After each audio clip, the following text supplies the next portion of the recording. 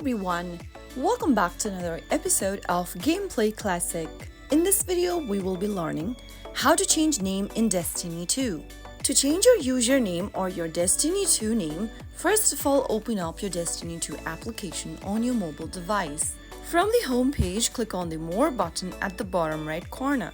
Now, click on the Settings button at the bottom and tap on Bungie.net account settings. Click on About Me on the next page. You will then be able to see your Bungie name or your username. Tap on the text box and then erase your current name and type down a new name and click on Done at the bottom right.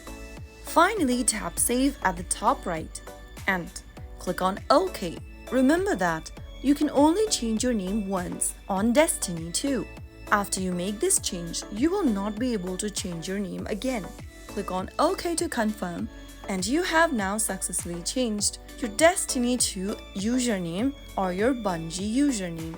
So that is how you can easily change your name on Destiny 2. If you found the video to be helpful, go ahead and give us a thumbs up.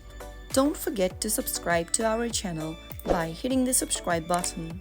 Press the bell icon so that you'll never miss another upcoming upload from us. I will be back again in the next video. Thank you for watching.